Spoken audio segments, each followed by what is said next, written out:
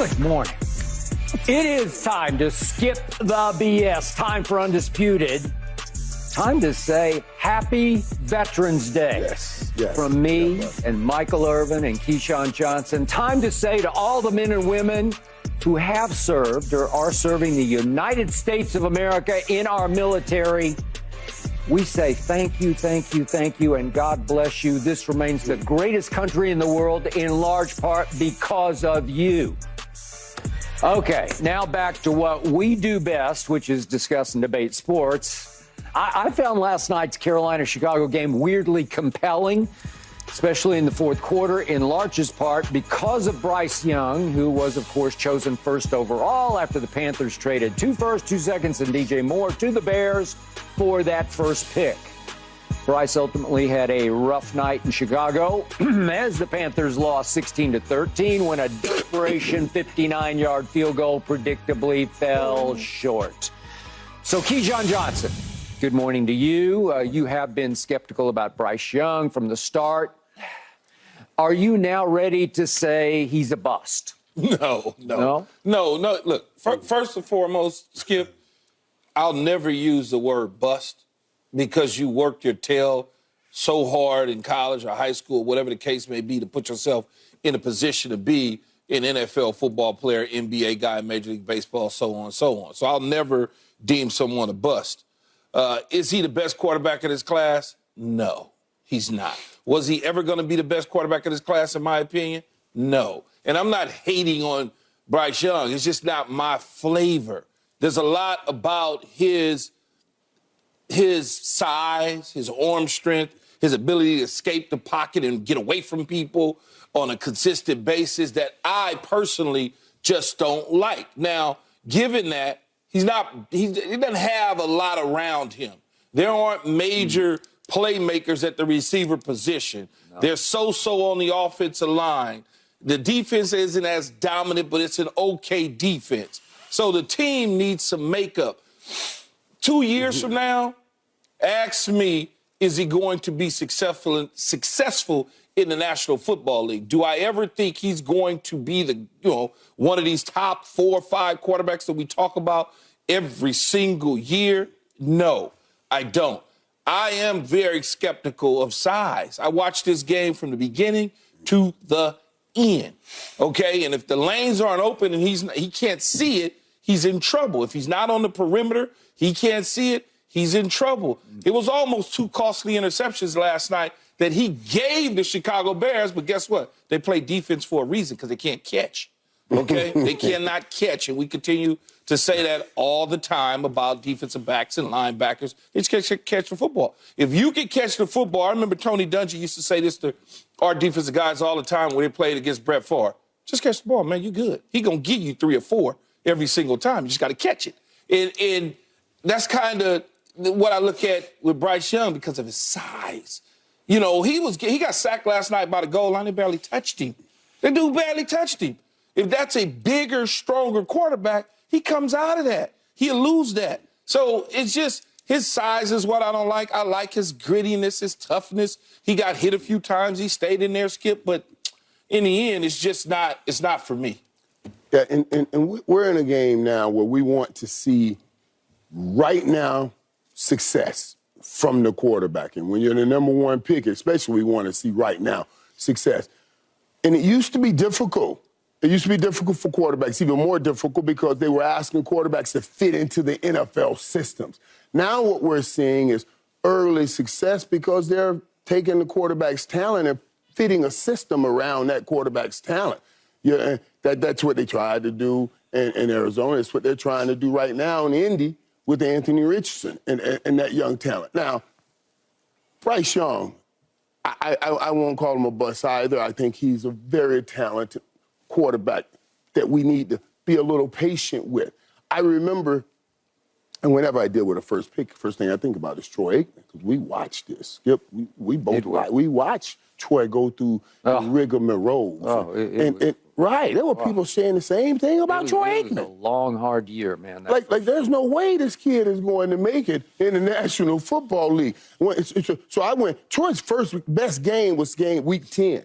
Week 10, Troy threw for 379 yards, 2 TDs, passing TD and 2 interceptions. But you lost. But we lost. But we 1-15. We're 1-15. And We didn't lose that one. We lost them all. And Steve Walsh won the one. Steve Walsh won the one. Yeah. Troy didn't even win the one. And there were people ready to get rid of Troy. But you know, Troy had you. I would look in the season, and Troy had a cook game week 10.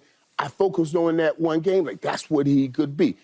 Tua a couple years ago, same thing. I remember doing the game in Miami. They were like, we got to get rid of Tua. We have to get rid. I said, everybody, calm down. So let's relax. Let's wait. Wait till we get the players around him and get a system that really fits him. Remember, they were doing all the interchanging things with Ryan Fitzpatrick at the time. They were ready to get rid of him.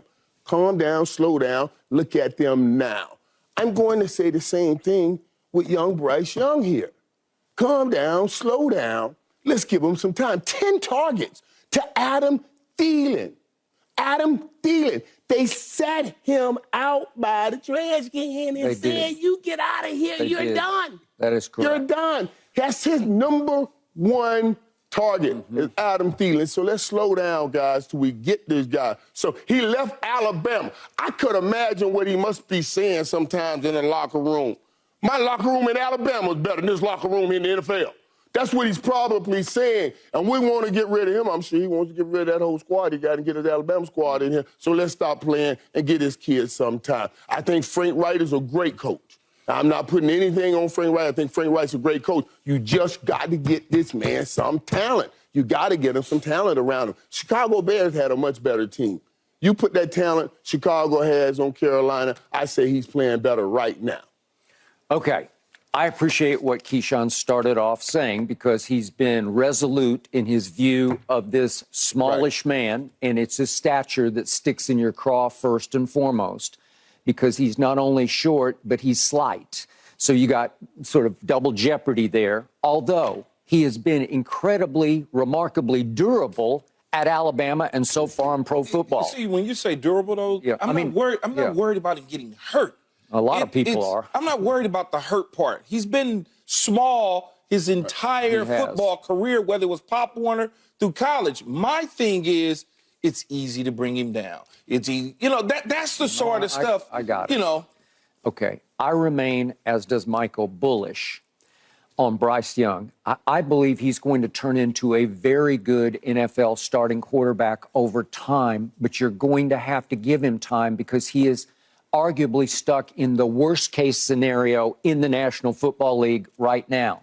Because remember, last night, their two best defensive players did not play. Brian Burns and J.C. Horn did not play last night. So they're still decent on defense, but they're not what they were a year ago on defense. And on offense, his two best deep threats are Chenault and DJ Chark, and they didn't play last night. So it's Adam Thielen or bust, or thrown to that Mingo kid that they drafted in the second round out of Ole Miss. And I'm going to get to that in just a moment. And those other names you mentioned this. I mean, come on. So they put up a great graphic last night on Amazon Prime where they showed the last 5 number 1 overall picks and how they started off in the NFL. And every one of them started off 1-6, 0-7, 1-5. You know, it's just what happens. It's Peyton Manning leading the league in interceptions as a rookie. Jalen Hurts. I was the biggest fan of Jalen Hurts. I said Philly stole him in the second round, but I had to come sit in this chair for 2 straight years. I'm not talking about a couple of months. I'm talking about 2 straight years and defend Jalen Hurts just the way I'm defending Bryce Young right now because he had some horrendous games his first 2 years where I was told from across the desk, he's a bust. He just can't throw. He can't. He's not accurate enough to make it in the National Football League. He fixed that, and now you can argue he's at least a top 10 quarterback. I can make a case Jalen Hurts is now a top 5 quarterback. Okay, so what did we see last night? It's fits and starts. It's bits and pieces, little flash here and a little flash there. So, Keyshawn, you say he can't move the way you want him to move, but early on in that first drive, he ran for 2 first downs, and that was pretty impressive. Nice run. If we could see the first one. And he was slip and run. They were slip runs. This is 3rd and 7. This is the first one at their 23. Right. So he's got, this is a little Right up. do or die. You got to figure this Right up the out. middle, And he right. bolts and he slips between. And okay, it's not great. He but went it's head pretty good. first to get that first There's down. nothing wrong. Okay, So here's that the means other he's got make courage. you miss. Make you Right. miss. That's You made right. the safety miss. Okay. There's nothing wrong with Yep. that, though, Skip. Okay. Right. How many times throughout the course of the season Yeah, do you okay. want to see him do that, though? Okay. That I got it. There's a reason in the National Football League. The triangle numbers matter. Okay. Height, weight, size, and speed. Okay. There's a reason smallish quarterbacks I understand. don't. You got me. Okay, I'm You- just you saying, got there's me. a reason. But the one thing I did like about that part right there was that was the time for him to go head first. The other time he slid, he was He smart, did. he was No, smart. he's a smart But that football was a player. first down that football needed player. to get a first He's down extremely and give this smart. team He's some extremely confidence. So I smart liked him football doing player. that. His arm strength is at least, you got to give it above average, and he is deadly accurate when he sets his feet and throws He's an the football. anticipation He is. thrower. I got it. Anticipatory, So right. let's see the one big-time throw that he made. It was late in the first quarter. It's a 45-yarder to that kid Strawn. He's a former seventh-round pick who's bounced around, but he just sat and he fired deep out. I mean, he hit him. Okay, I take that throw all day long. My godson right I there. take that throw. It's clean. All right. Michael He right stepped there. into it. Yep. Clean. Okay, I got it. So then we get to the fourth quarter, and my man Kirk Herbstreit, who's doing the commentary, he knows he is a fan also of Bryce because he did so many of his games at Alabama. You saw it again and again and again at the highest level of college football. I got it. College football. It's SEC football, but again and again in the fourth quarter, he came up as clutch as you can come. He got better and better as the game got deeper and deeper toward a photo finish. And last night, you could hear Kirk's voice. He's saying, I'm not saying he's going to do it, but boy, I've seen him do it a bunch of times. So in the fourth quarter, he came alive, and he did hit 10 out of 15 for 81 yards, and he had 2 drops in the fourth quarter. I'm going to give you the late throw where he got deked, where the linebacker sat down like he was going to rush the passer and then dropped and zone blitzed him and almost picked him. But the point was, yeah, what's that? He can't catch. I know. Okay, I got you. But the point was, deep in that game, he finally had one throw to the Mingo kid, and he was really good at Ole Miss, but he's Michael Irvin. He's bigger than you. He's 6'2.5", 220, so he's not what you call a deep threat. So Mingo goes deep. It's a 2nd and 10 throw before the field goal. If we could see the deep throw, this is the game to me. It's going to be make or break. This is all you got. But it's not Chark, and it's not Chenault. And he just overthrew him a little bit. He tried to lead him, but the kid's not. He's not a threat. He's not a burner. I don't think he ran 4.5. Okay. I don't think he overthrew him. I just think the kid didn't know how to track the football. He couldn't find the Yeah, football. he couldn't track it. Okay, I got you. That was a good throw. I got you. So that's the game. Just for the sake of argument here, if you complete that pass, we might be having a different conversation because it's probably going to go to overtime. If not, you're going to win the game because he's won a lot of games like that. And I've seen him come up big. Remember, when he played C.J. Stroud, he outplayed him. He threw for 235 and a touchdown. And they beat him. And C.J. threw for 140 and no touchdowns. I understand this. All right, so you did get to see. It's a glimpse. It's an early glimpse. But the last thing I'm going to do is write him off just yet. Right. Because he's stuck behind an offensive line that it's not very good. And they have a hard time. Would they end up running the ball last night? I don't think you should write him off at all. Okay, There's no. So they're 25th in rushing. So they can't. It's not like Deontay Foreman, who used to be with Carolina. He was on a mission last night for the Bears, and he banged away, and he got him in the end. Right? He scored the winning touchdown. There's no way you write him off. My entire assessment of Bryce Young's situation is his size and his ability over a long stretch, 17, 18, 19 weeks, to give you what you're looking for. That's the only problem. And when I look at the history of the league, and don't give me no Drew Brees and no Russell Wilson, I want to hear that. I'm just talking about the history of the league, 100-plus years. There's a reason that the smaller quarterback struggles in the National Football League. They can't see over the offensive line. And you say, well, why don't they get shorter offensive linemen? That make a lot of sense. Well, no, people will actually say that. They will say get shorter offensive linemen so guys like that can see over. Now, all of a sudden, I got bigger defensive linemen against your smaller offensive linemen. That's not going to work. That's not the league. I do believe in Frank Reich, one of my old teammates and quarterbacks that taught Frank's me a great coach. a lot about the National Football League my rookie year. I do think he can get him there. Do I think that it's going to go in the direction in which the Carolina Panthers organization is hoping? I don't know. I'm skeptical of smaller guys. Even also, to a situation, people, as much as he's come back and he's shown us 2 straight years, at the beginning of the season, he's been on the MVP list. High. And then all of a sudden, it starts to do a little bit of this now. And now people have their reservations again. And yet Tua weighs, I don't know, 215, 220? I think he does. He's a thicker guy, much thicker guy. And by the way, Kyler Murray is coming back Sunday. And he's a short, smaller. He's small, but he's built stout. Yes. He's got some stature to him that Bryce, I give you, does not have. I just, you know, when I looked at the sack last night, at the back of the end zone when they're backed up. He tries to escape, and the goo just, you know, it's like.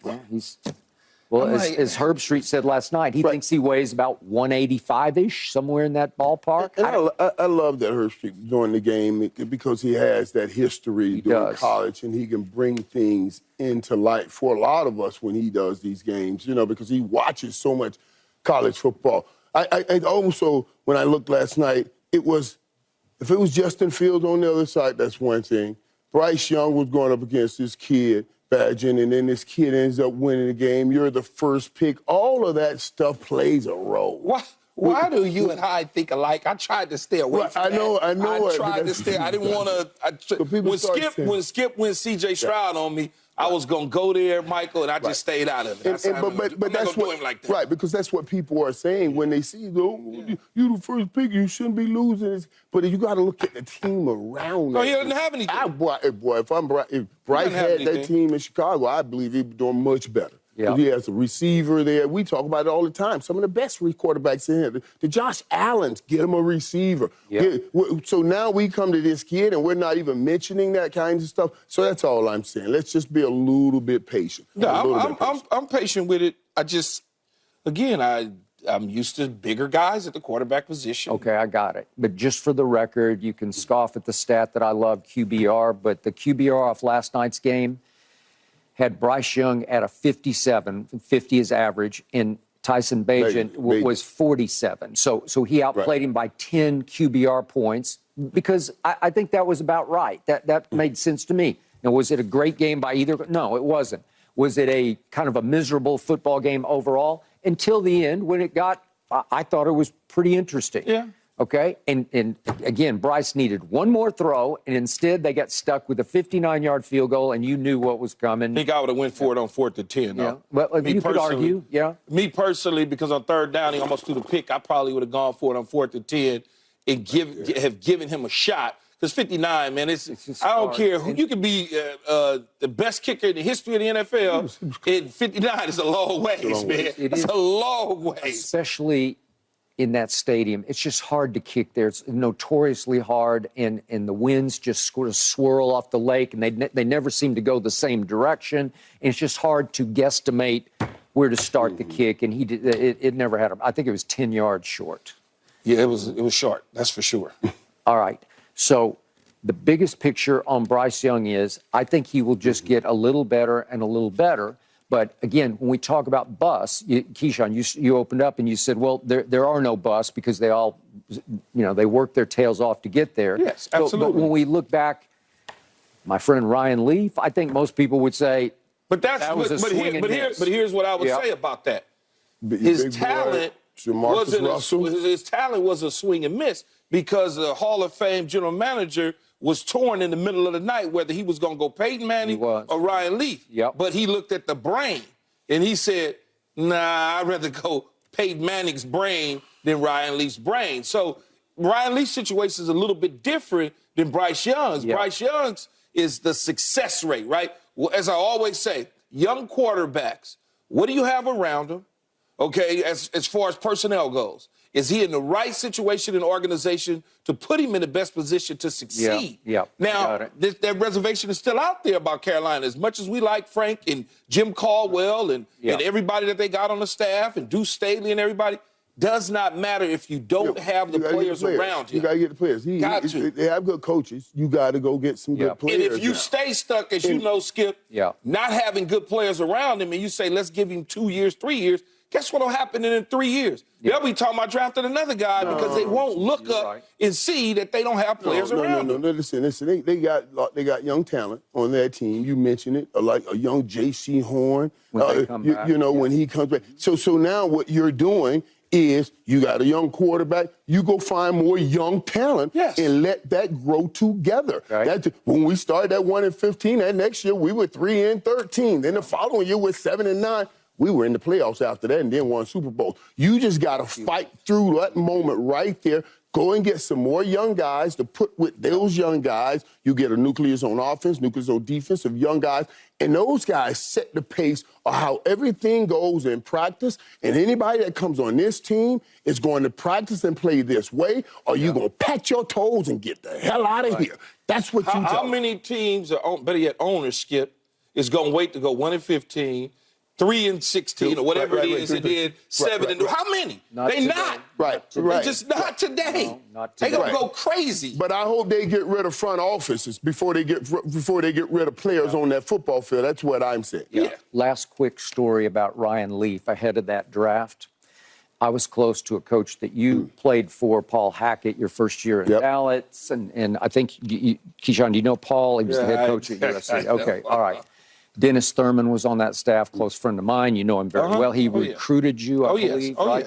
So they loved Ryan Leaf because Ryan Leaf had come to the Coliseum and just gunslung them. He just played. He played like a linebacker playing quarterback, and he dominated. What was it then? Was it the Pac-10? I think it was still the Pac-10. Yeah, Pac-10. But he dominated the conference. But he was out of Washington State, so he got no media exposure when he was, at home until he got to San Diego. And then all of a sudden the world is saying, oh, you're better than Peyton Manning. And he couldn't cope with the media pressure got to him. And he had all kinds of off the field issues going on. And it all magnified into bust, right?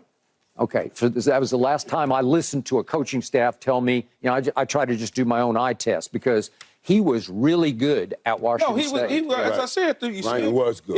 It had nothing to do with his arm talent. It had something to do with his brain. Right. But Skip brought up a lot of things, too. Now, they put a lot of pressure on him when he was quiet. He was hiding over there quiet. And then they laid this man right next to Peyton Manning. They did. That's a hard. That was right. That was hard to live up to. And Ryan's doing great now. He is doing great. He's real open about everything that he's gone through. Thank you. And I love that he's doing that. The Bible tells us, confess one ye to another, pray one ye for the other. In this we shall find healing, and he is helping people heal. Amen, I like that. Amen, brother.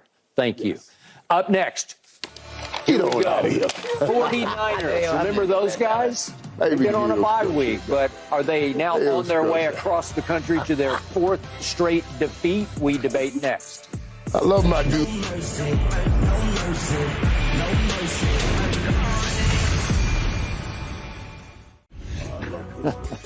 Speaking of the 49ers, since the 49ers hung that 42-10 L like a scarlet letter on our Dallas Cowboys, the 49ers have lost three straight? Really? The 49ers?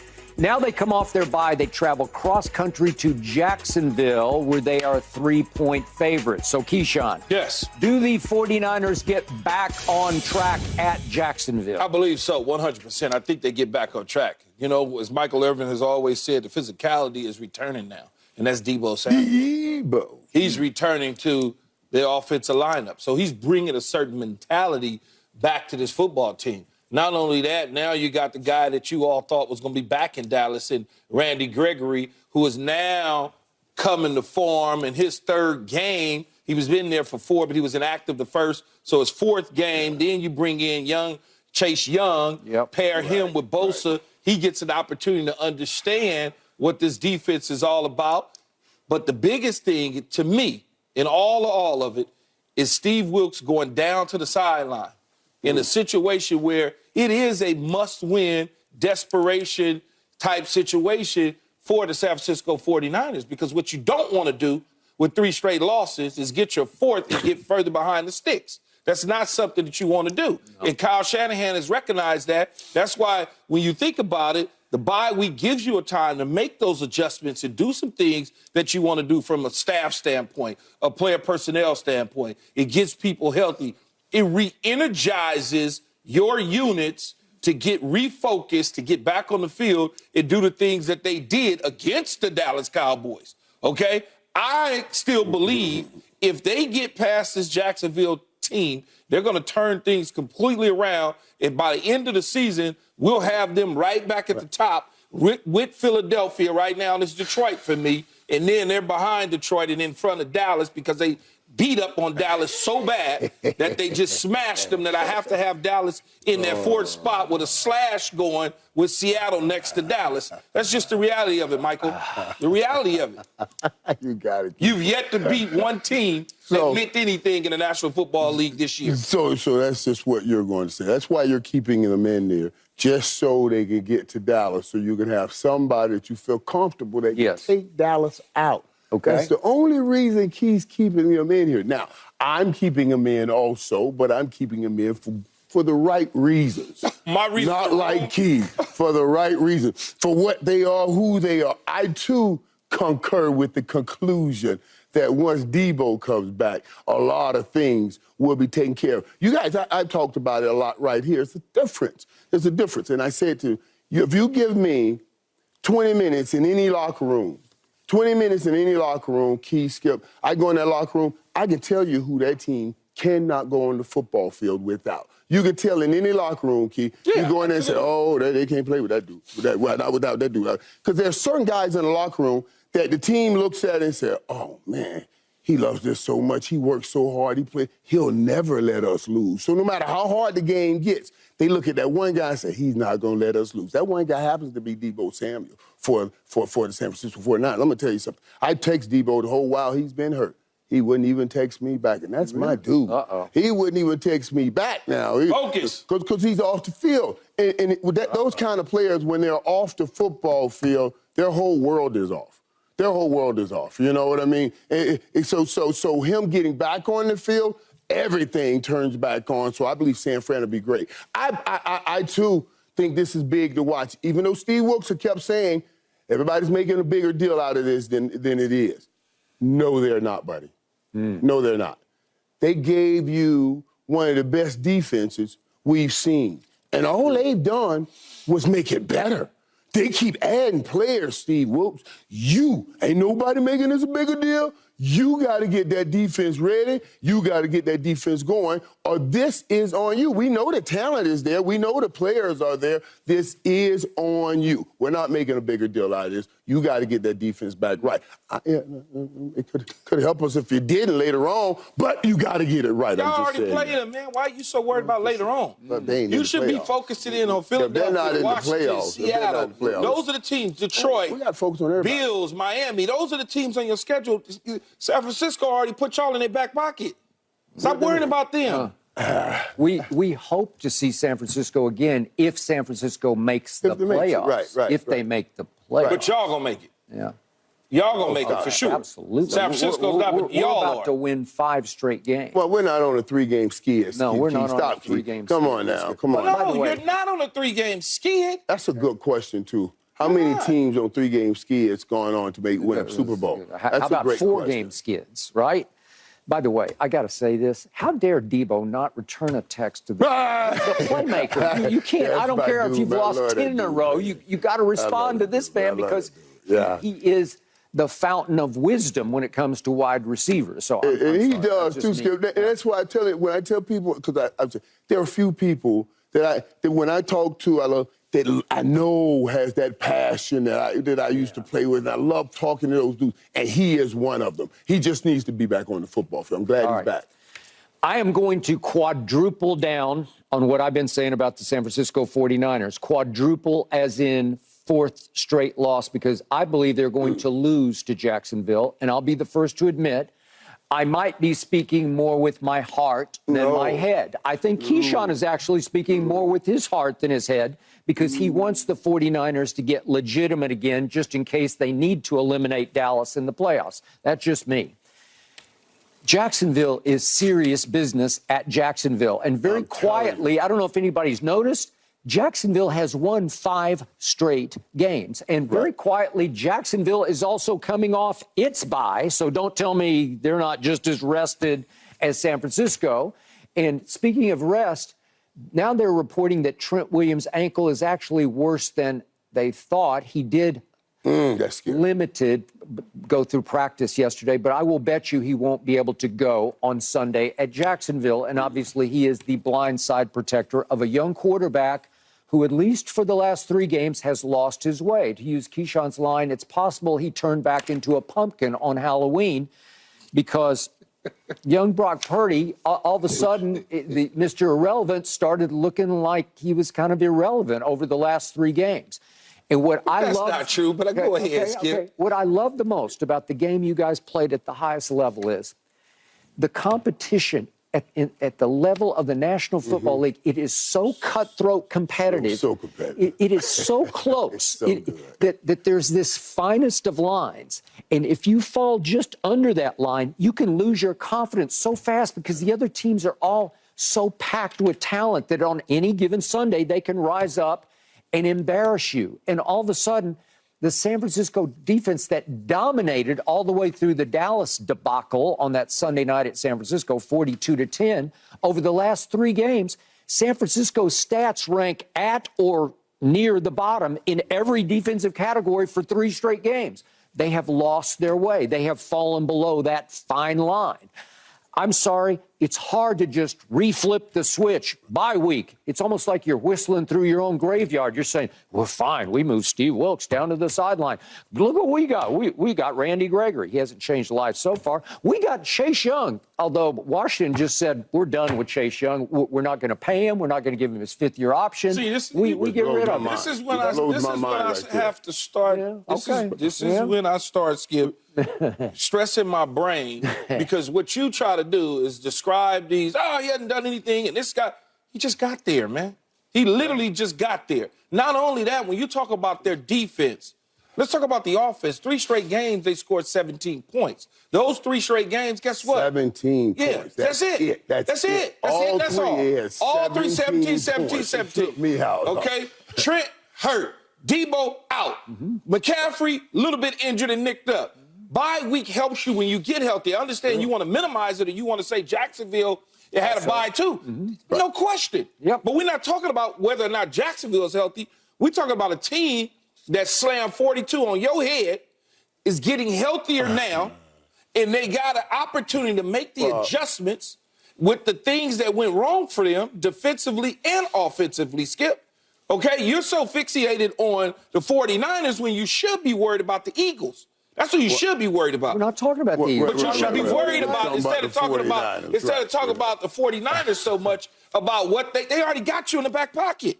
Who, the Eagles? The 49ers. Oh. They already put you in the back. The Eagles too, though. They got both. Why should we be worried about an Eagles team?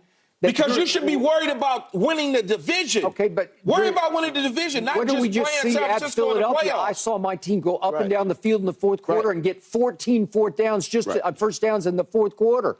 14. That L means loss. No matter what you saw, up and down, they still lost a football game. We did everything but win. To a point that they had to go get a guy that hadn't played in 5 years and give him another opportunity to resurrect his career because you failed to have a dominant big in the red zone. So you trying to address issues for the 49ers or for the Eagles? Who you trying to address issues for? When you say they lost, I mean, we should be talking about the 49ers, but I'm going to just dip down in this. I'm going to digress for one quick second. Would you just one quick second? You're saying that like the Cowboys lost and we win and signed Martavius Bryant off a desperate move and we couldn't get anything done in Philadelphia. That's not true, Oh, it's not? That's not true. Just so happy it was a toe tap that lost that game. A toe tap. A toe tap. And you tapped the toe.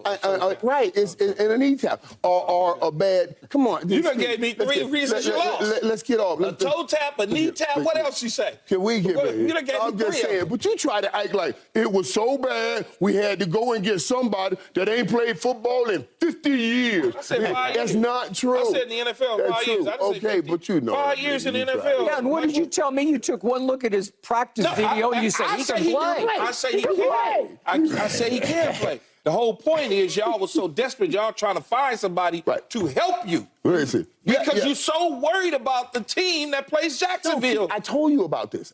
We're not worried about it. We're gathering information as you play. Every game, you gather information on what you need. We need a big receiver. He was available. He's big. That gives you one thing you need outside. He's fast. That's another thing you need outside. You're gathering that information. We are talking about Brandon Cooks, who has said Brandon Cooks who came out and made a statement. Hey, Brandon Cooks got 165 yards, right? He made a statement. He made a statement saying, hey, he's not going to be frustrated and everything. That's cool. That's fine. When we signed Brandon Cooks, Dak said it's one of the most professional dudes he's ever met. And I love that. I love that he's professional.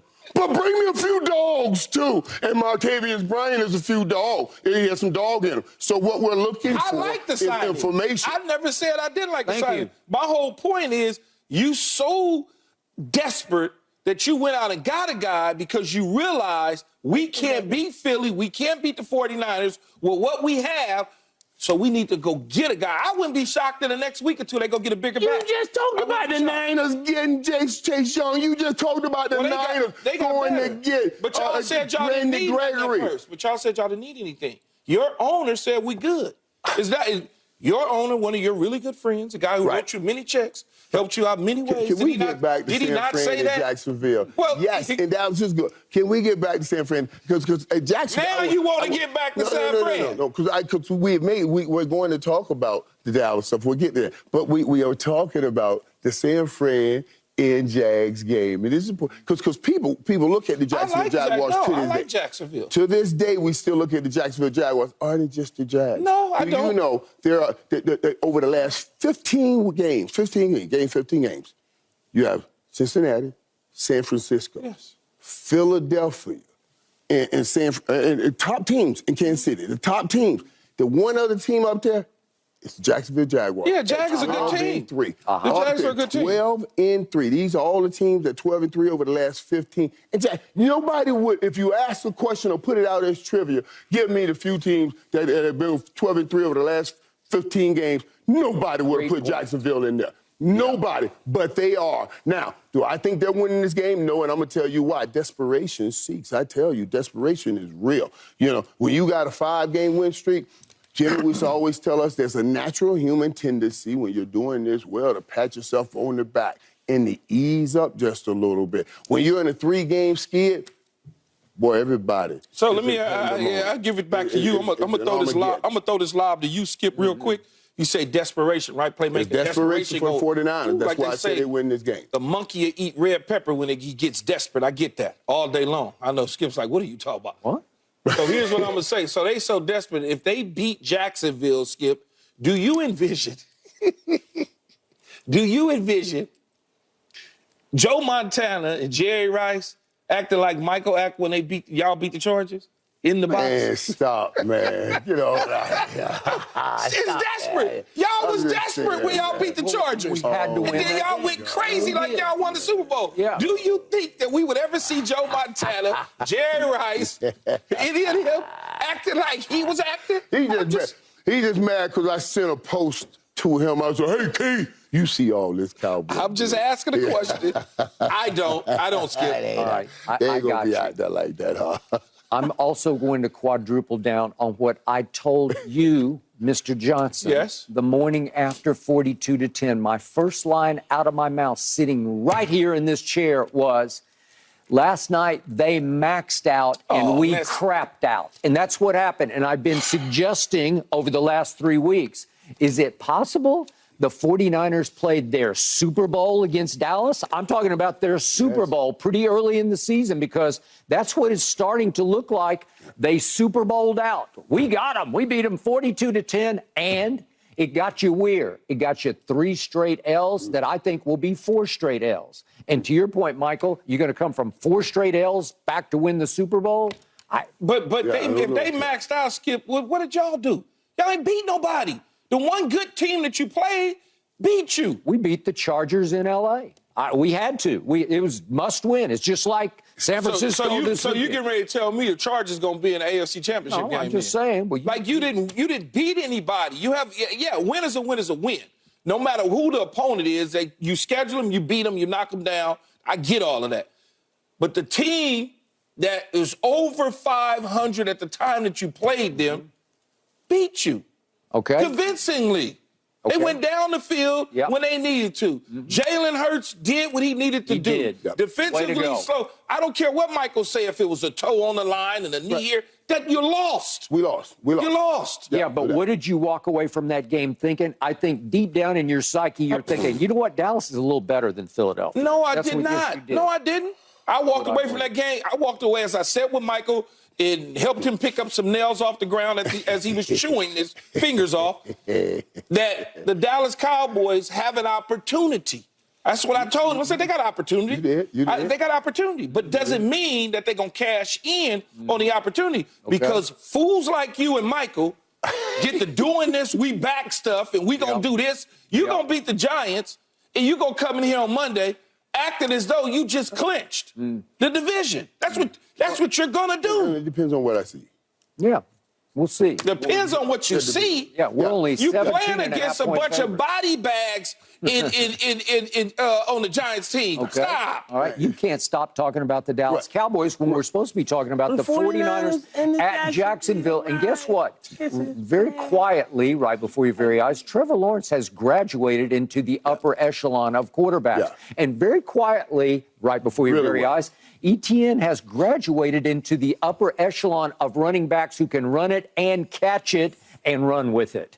And all of a sudden, they are about as serious a business, especially at home, as you can get. Right. It's possible you'll watch this game Sunday, San Francisco at Jacksonville, and you'll throw up your hands at the end of the game and say, you know what? Right now, Jacksonville's just playing at a little higher level. But I wouldn't be shocked that that happened. Right, and because Jacksonville has a great young nucleus, and they already have it together. And that guy can coach, and Coach man. Peterson, he's a very good coach in bringing this thing together. I'm just picking San Francisco in this game. Okay, with your heart, you're picking San Francisco. With my brain. Okay. I didn't play for Frisco, so I don't care. Okay. I'm just picking them. You're picking against Dallas by picking San Francisco. They already beat you. Okay.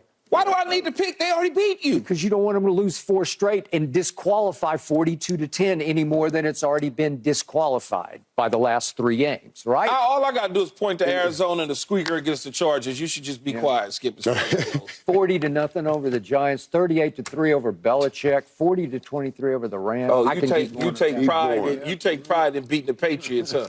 Yes, I do. I know.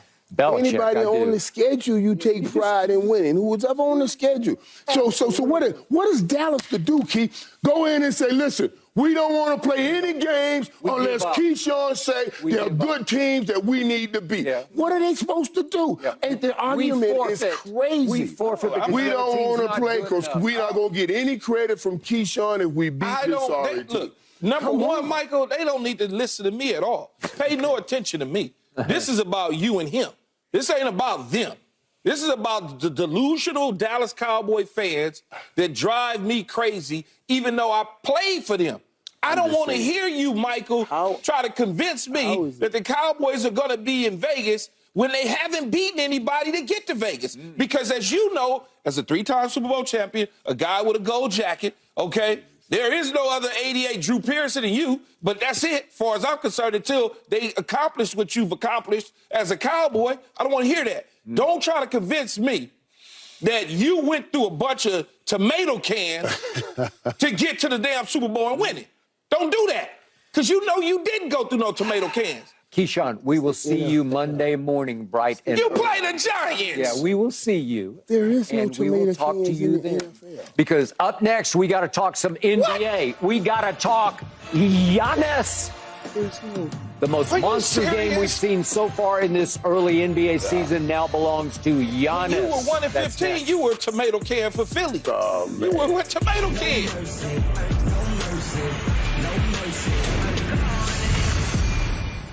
And let's get back to the NBA here. Damian Lillard did sit out the second game of back-to-back last night. But Giannis had the biggest game of this young NBA season, 54 points with 12 rebounds.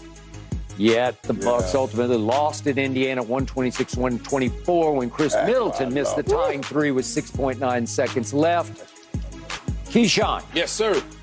Just explain this to me, please. Scale of 1 to 10, how impressive was this performance by Giannis? It was a 10 up until the last minute of the game with the 2 turnovers. But forget the turnovers, set aside. I'm just talking about his physical presence. I believe he hit about 32 of those 50-plus points inside the paint.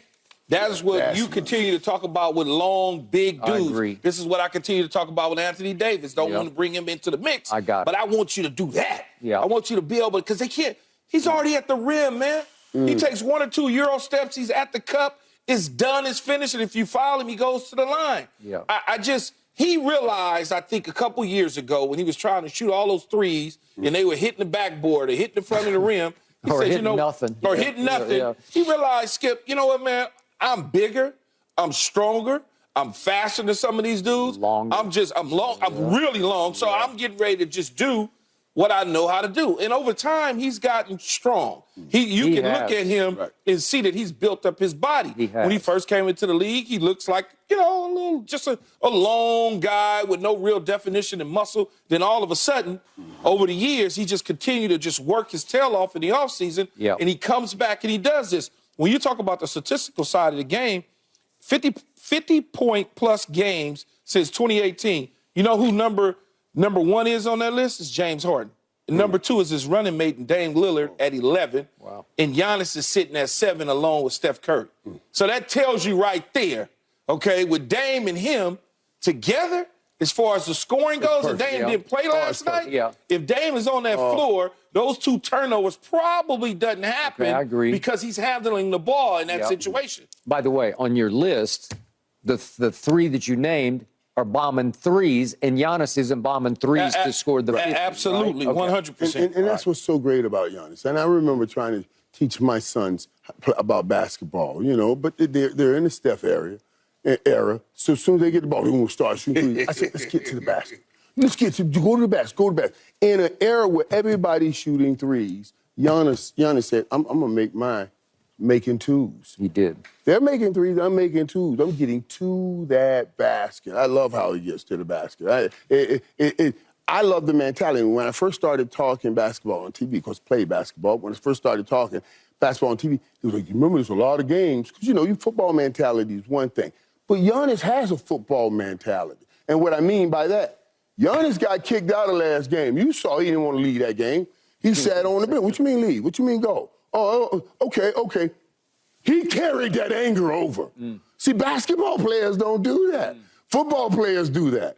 But Giannis carried that anger over because he's a football player playing basketball. That's why I love his mentality. I was joking with people like, can you imagine you call out AD? You say, AD, boy, you can get this mentality. Wembley, and I ain't saying he won't get it. I'm not saying he's not going to get it. But if he watches a Giannis and say, let me get that mentality about going to the basket with my ability to shoot, oh, my God, that would be talking about Wembanyama. Yeah. If he does, oh, my God, that'd be the scariest thing in the world. I'm just saying, this kind of guy, this kind of mentality, when you sit me down, the next game, I'm showing you how mad I am, and I am dominating. You can't tell. There is as viable an option to win it all as anybody with Giannis and Dame on the court at the same time, because everybody stopped Giannis by building a wall. And Dame, boy, he would bring down that great wall with his shooting if you did that. So why did Giannis get tossed the last game? Why did he get thrown out of the game? It was his second tech, and what did he do?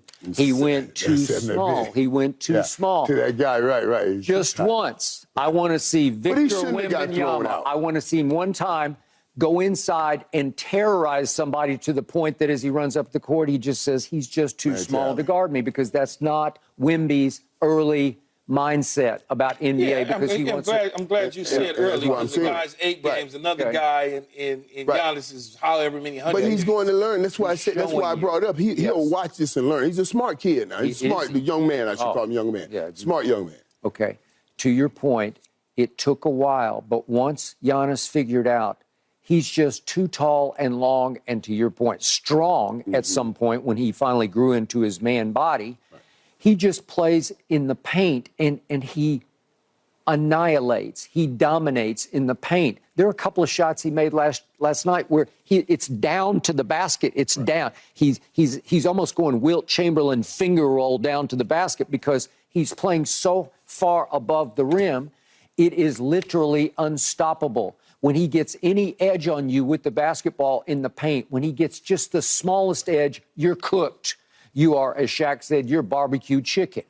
And what I love the most, and on scale of 1 to 10, he's had so many great games. I'm going to go to a 9 only because they didn't win the game. It wasn't exactly his fault, but I'll go 9. And I especially go 9. I should go 9.5 because the best stat of the night was this man made 16 of 18 free throws. This is a man who has struggled, as Shaq did, at the line. Right. But 16 of 18, and I love how he goes up and he rehearses, and then he makes. And he's had some struggles, and there have been games when he struggles so badly, he'll go straight out to the floor after his interview when nobody's around, and he'll just keep shooting free throws. I love that about him. I love that too, buddy. You want to talk about that too. Just crazy dedicated to it. He gets obsessed with shooting free throws, and he has made it. When you can make 16 of 18, what I love the most about Joel Embiid, the most that I love, he effortlessly makes free throws. And every night I look at Joel Embiid, and he's made 15 of 17 or 19 of 20. It's a beautiful thing for a 7-footer to be able to make that many free throws because it's hard. It's hard for a 5'9" guy to make that many free throws. Way to go, Giannis. It was a big-time game without his new running mate. They just couldn't close the deal. Their closer in the recent past has been Chris Middleton, and I think we've been showing it, but they had the shot. They got the shot at the end of the game with 6.9 seconds left, if we haven't showed it enough probably. But here's Chris Middleton. It's a deep three, but it's an open three. And he was wide left, and the ball goes out of bounds. And then Bruce Brown, who's really helped the Pacers, went and made 2 free throws. Chris Middleton made one at the buzzer that didn't. It just got him back to 2. But again, that's the shot. That's the one. That's I'm down 3. I'm surprised you didn't say Giannis should have took that shot. No. They needed. They're down 3. No. Down 3. You need a 3. I'm surprised you didn't say Giannis should have took that shot. Do you want Giannis to take a 3-point shot? You just ripped him. I'm just surprised that you didn't say that. Okay, but it's not his forte to shoot threes, right? Certainly for the game. I'm just saying. And it won't be Middleton won't be shooting that 3 either. I'm surprised that's going to be dangerous. He went to the line 18 times. LeBron can't even get to the line. That's a very good point. I'm just saying, 18 is a lot. Yeah. Okay. It's a lot. But I'm pretty sure he deserved 18 free throws. And LeBron didn't deserve any. Well, I've told you, he gets treated like Shaq used to get treated back in his Diesel days, where they just say, okay, LeBron, you're playing bully ball. How come they don't treat Giannis like that? He down in the cup being aggressive. They call his. It's a good point. I'm just asking. Well, let me answer it, Keith. Giannis is different. Shaq would go run you over. Giannis has a great first step. That's why you see Giannis get by everybody. They build walls. He is so quick. That first step, watch, every time that first step, he's already gone. He's already gone. You see, Shaq is not running by anybody. He's running over everybody. I'm not even talking about Shaq. I'm talking about LeBron. They don't even let LeBron go to the free throw line. That's why we had to send video in. I just brought LeBron into the conversation because I'm looking at this man go to the line 18 times and he's getting fouled in the paint. Well, LeBron is down in the paint. He's getting hit in the head. His nose is probably bleeding and everything else, and we can't get on the line. That's all I'm saying. And then there's no foul 2 nights ago, and he's begging for a foul call because it's like phantom fouls are getting in his psyche, right? And he's talking about it now. Man, come on, man. Okay, last quick point about the big picture of this team with Dame plus Giannis. Dame has had 5 really good games, and to your point about would Dame have won the game last night, he's had 2 weird stinker games where he shot really poorly, and so far from 3, Dame's off to a rocky start. I know it's early, but he's shooting 29% from 3 so far. That's going to have to go up if they're going to be the team. It's not even the threes that I'm concerned with. It was the 2 turnovers at the end because he was handling the ball. No, I got it. Okay, and trying to pass the ball. Otherwise, the ball would have been in Dame's hands to facilitate the offense with that minute to go. Yeah, you can certainly argue that point. Next, we're going to argue about our Dallas Cowboys and Brandon Cooks. He refuses to publicly acknowledge his frustration, and I'm pretty sure Michael Irvin has a little bit of a problem with that. Don't be speaking about them Cowboys to me no more. Hey, come on, man. Let's get this up.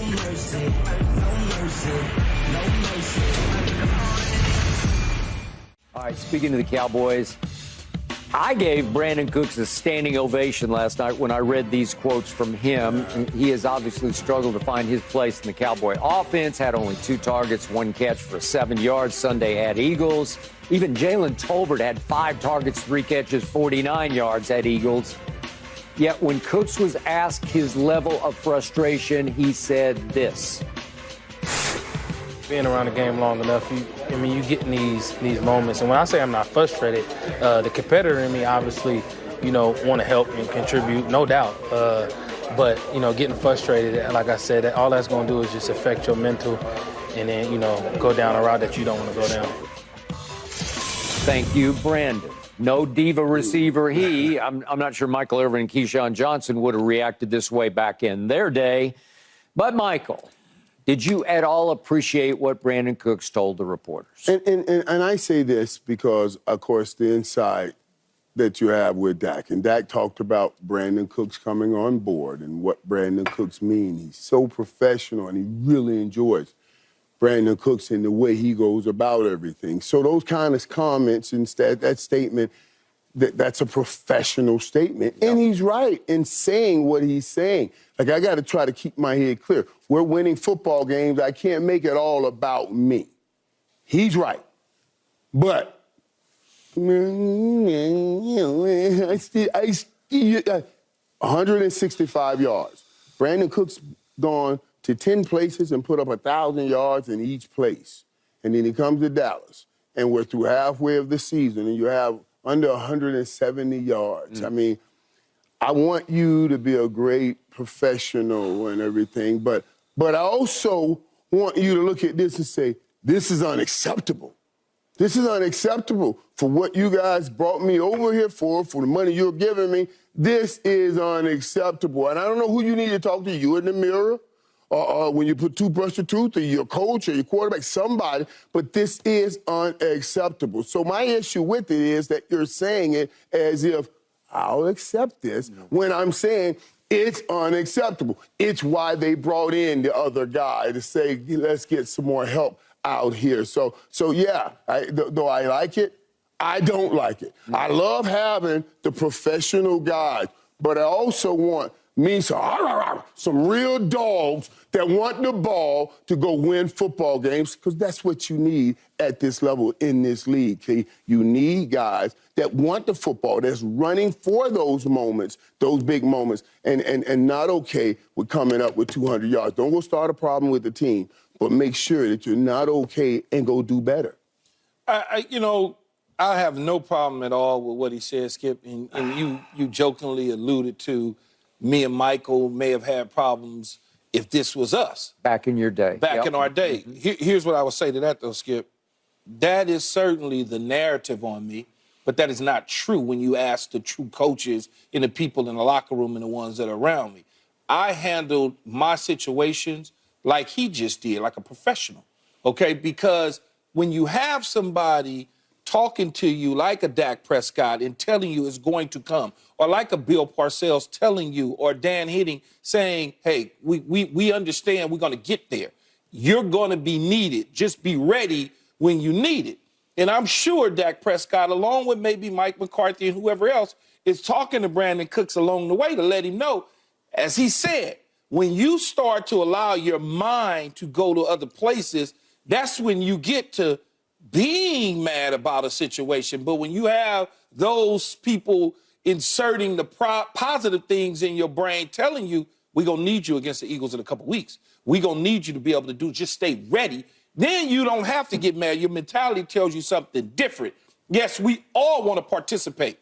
We all want to do those things. We don't want to sit around, as I said to you the other day, and be a cardboard cutout, standing in the aisle at a grocery store just where guys can just move you around, but you're not participating.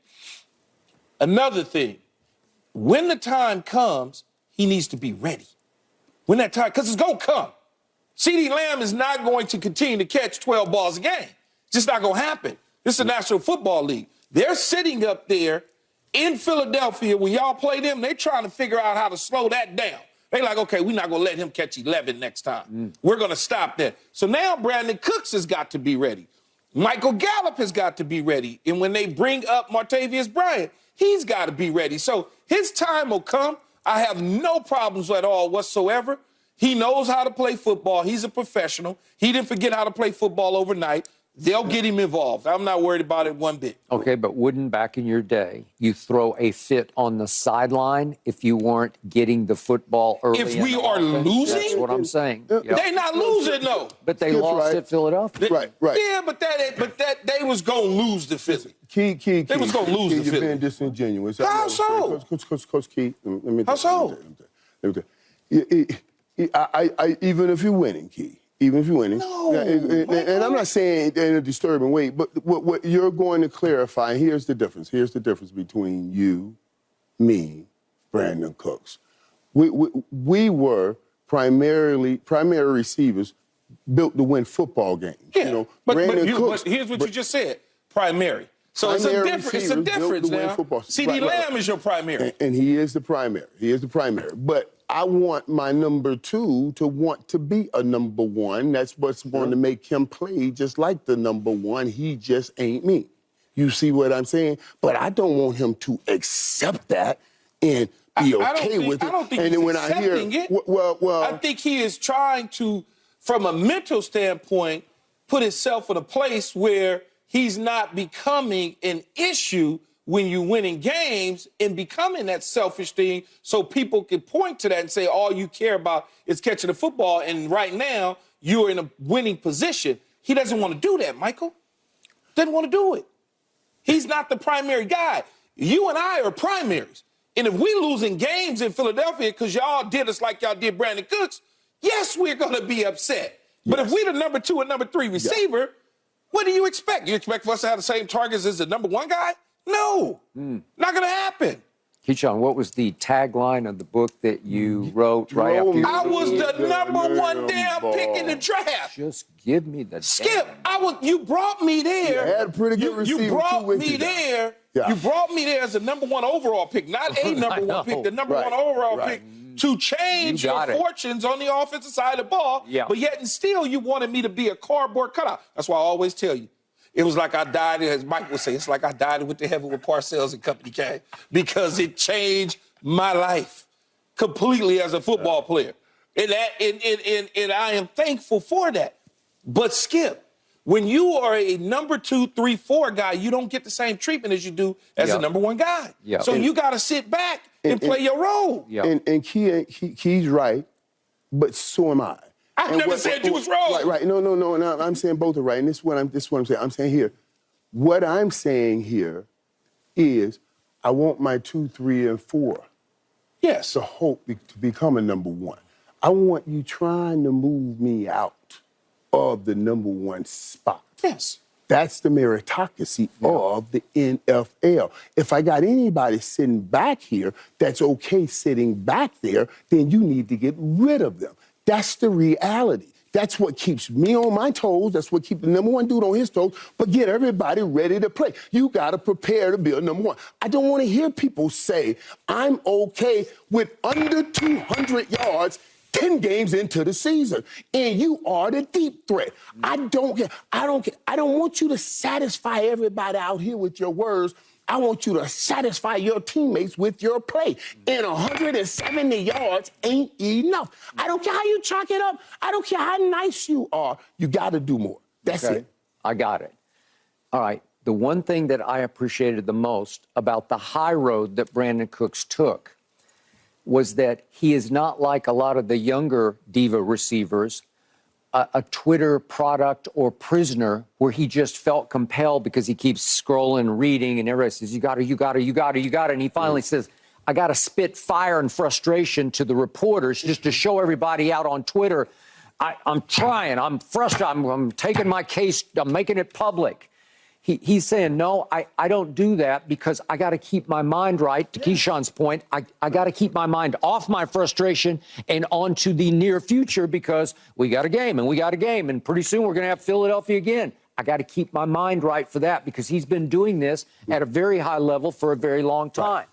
I agree with Michael. It's unacceptable that you have 165 yards when you're a 1,000-yard receiver. Something is amiss. Something is very, very wrong. I don't know how much blame Brandon deserves here, but the point is, if you go public with it, as the way the kids do now, if you go public and you take down everything team-related on your social media or whatever, if you throw a public fit, then it's at the expense of your team because, as Michael will tell you, guys know this, this is the ultimate team unity game. You got to stay together. And if you're frustrated and you got a problem, and I think that's what Keyshawn's trying to say, is that you go behind the scenes. You go to the coach's office. You go spit fire to the coach about it, but you don't go public with it because it does distract and maybe help splinter your team at a crucial time in the season. At this point in time in his career, even though they brought him in to be a certain type of player, he's not CeeDee Lamb. No. Now, CeeDee Lamb said, wait a minute, hold on, man. My targets is dropping, and I'm not getting the football. And he did. I'm talking about right now. In this moment, right now, this moment, CeeDee Lamb had said that, then I'm like, he should. Yeah, I got it. But Brandon Cooks is the number 2 to CeeDee Lamb. You don't have any room to worry about those targets right now. All right. You just worry about staying on course so when the time comes, you can help the team. Okay, but Keyshawn, he is not chopped liver. He has been a highly productive receiver in this league. It's not about being chopped liver, man. Skip, really I'm trying to tell you, when coaches look you in the eye and they tell you what the plan is, you can accept that. When they don't look you in the eye and they lie to you and they have you running up and down the field all day long doing practice, and Michael knows this, and when we get to that game plan and you tell me I'm going to get the ball, and all of a sudden I got 2 targets going into the fourth quarter, and we lose it, you just lit hell on fire. You did. You get ready to have a real problem. Yep. So I like what he said, and I do believe that he still wants to compete at a very high level. And that's the important part right there. Yes. Because as you get older and as you get heavier pockets, sometimes some of that dissipate. So I want to hear you say you're taking the high road, but I don't want to hear you say that you're losing some of your will to play and competitiveness. So that's it. And I love the point you brought up, Skip, because I'm not even thinking about it as battling the media. You see what I mean? That's what I tell you. You help us with that perspective. I didn't even think about it. How many times you get in, because the media is asking the questions all the time, and what are you going to do to it? And you say, hey, man, I know what I'm doing. You start battling the media, and you're going off on him. And then the stuff gets out of the paper, and you really want to say, I didn't really mean to say that. I was going after the reporter. Yeah. You see what I'm saying? But it's already out. So I appreciate you bringing that point up because that's also part of reality. I'm one of them old CEO guys that I want the guys under me, the guys behind me to try to push me out. That's how I know I got the right guy because I don't want you to just be good with where you are. I want you to try to be the best and push the best out. All right, up next, we get back to the NBA. LeBron's got a big game tonight at Phoenix versus KD and Book and Beal. Whew, what percentage of the blame does LeBron deserve for being 0-5 on the road on the way to 0-6 This on the one road? here, now. This is a good one. This is a good one. No mercy, no mercy, no mercy. The Lakers have fallen to 0-5 on the road. Now, you can argue they've had more than their share of early season injuries, but now they face another possible road loss tonight at Phoenix, where they are 4-point underdogs. So, Keyshawn, what? LeBron is still viewed and ranked as a top 10 player in this league. How much, if any, of the blame does he deserve for 0-5 on the road? He doesn't deserve any blame. Like zero? Skip. So zero. He says 0%. Skip, do you know what their record was of the first 6 road games last year? Want me to tell you? 0-6. Do you know what they did at the trade deadline last year? They completely revamped their team. Not in the first 6 games. They didn't revamp no team. I'm just telling you, they were 0-6 on the road. Just so happened that 6th game was a team that they playing tonight, which was the Phoenix Suns. Okay, but they're way better now, and they were way better at the trade deadline. It doesn't matter. Yeah. Okay, we're talking about 8 games into the season or whatever, 9 games into the season. Yeah. Why are we at the point where now we're looking and searching to try to blame somebody for the lack of success on the road when this is somewhat of a history now on 2 straight years, starting off at 0-6 and 0-5? They got to get it corrected. There's new faces, there's new things, all of these sort of things. There's a lack of depth. And the lack of depth is due to injuries, as you mentioned, Skip. But we want to try to blame LBJ. We want to give him place. If we place 5% blame on him, there are people who will be satisfied. Okay? You just want to blame me for something. We got to find a reason. He's not still their best player? Yeah, he is still their best player. Thank you. But when you don't have the depth, and when I'm playing 37 minutes a game, and I'm scoring 20-plus points, I cannot carry the entire team at 39 years old on my back. I can't do it, Skip. 0% of the blame. None. You know why? You know why? Because it's early in the season. We are not even a month in, Skip, and you're starting. We're not even a month in. He's their best player. He's also the most overprotected superstar in the history of sports. But go ahead, Michael. Right. And I will give him, I will assign a percentage to LeBron. The dude is doing the same thing. No. Let me go. Let me have my little moment here. And I will give it 10%. And let me tell you why. I'm not talking about LeBron the player. I'm talking about LeBron the GM. LeBron the GM, I'm blaming this. Because now, LeBron handpicked AD to follow him. Handpicked AD, went and got AD from New Orleans, brought him in, and this is who I'm going to pass it to. And LeBron has done everything right. He's a great connector. I always talk about it, bringing people together. Now I'm seeing LeBron trying to say, take this thing, buddy. You're ready. You're ready. I've groomed you. You are ready. And I don't know, AD kind of got both his hands behind his back. Like, I don't know if I want that thing. That I say, okay. I get, because AD's there because of LeBron. So why is that a problem? They won a championship. Right. I'm not saying it's a problem. I'm saying that when you ask me what blame I'm putting, I want to see who's the next man. LeBron can't keep doing this. No. He's 100 years old. So now we're talking about his succession plan. What is his so the succession plan for the Lakers are the plan that LeBron has put in place. So I give him blame on that. The plan ain't in place yet. The plan is in place. LeBron been trying to hand it off. He just can't hand it off to somebody that won't take it. It's not in place. That is not going to be the next guy up. Okay. Just not going to be. So you're saying the Lakers are going to go find another superstar to match up with AD? 199.9%. Okay, that guy is somewhere lurking around in the NBA right now or even in college somewhere, but it ain't going to be AD. That's not going to happen. Okay. I see. AD's going to be Robin or whoever Batman is going to be next if he's going to be a Laker. Okay.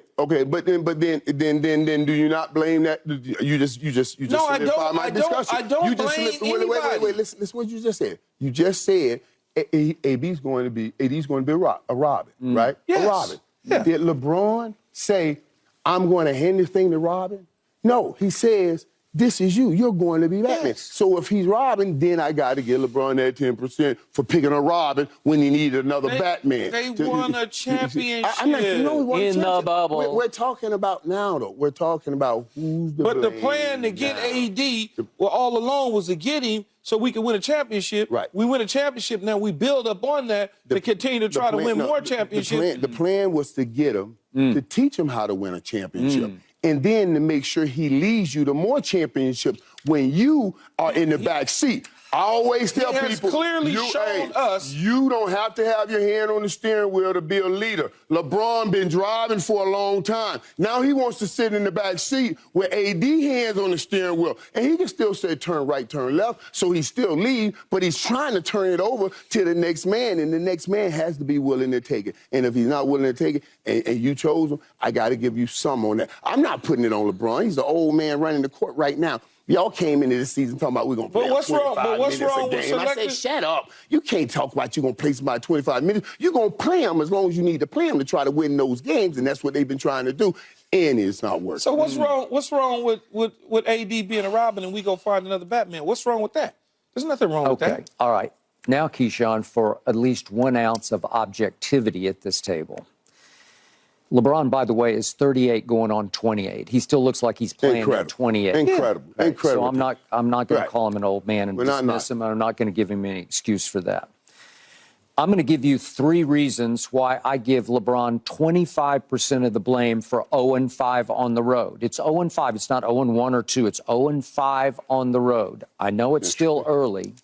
But in those 5 games on the road, LeBron James has shot 6 of 23 from 3. I'm not making that up. I'm not exaggerating. No, you're not. 6 of 23. Wait. Well. That's 26% from 3. That's nightmarish. That's disastrous. His shooters are all hurt. 5 road games, 26% from 3. That hurts. So you deserve some blame for that. Somebody's got to shoot the 3. Somebody's got to blame. Okay, Reeves is not knocking it down, Skip, and the other guys are on the injury list. Come on now. Okay. Well, I'm coming on because he still jacks them up at a very high rate.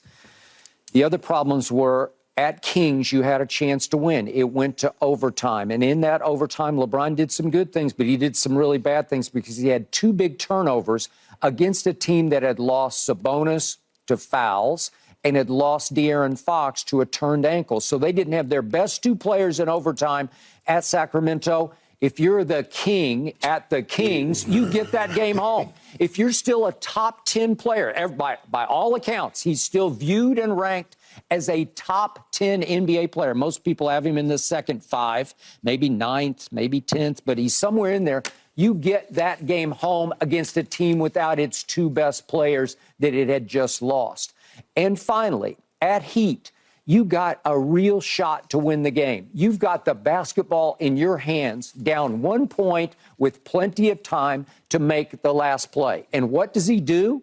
He passes. He drives the ball to the baseline and he jumps past. And guess who he chose to pass it to? A new Laker named Cam Reddish, who's never done much in the NBA. And as a Laker, at that moment, guess what he was as a new Los Angeles Laker from 3? He was 1 for 12 from 3 was Cam Reddish. 1 for 12, and you choose to put the game in his hands across. So what are you supposed to do right I'm supposed to shoot it. I'm supposed to How shoot you going to shoot it when Jimmy Butler is pushing you with Bam sliding over the top and Cam Reddish sitting in the corner on a knockdown NBA Pro 3-point shot? This is interesting because we're talking about the greatest score in the history of professional basketball. If he tries to shoot that ball, it's either blocked or it's at the top of the backboard. What's interesting to me, I watched a 6'3" player last Friday night, and then the other night, last Friday night was at Oklahoma City, the other night was at Denver. I'm talking about Steph Curry. He's won MVPs in this league.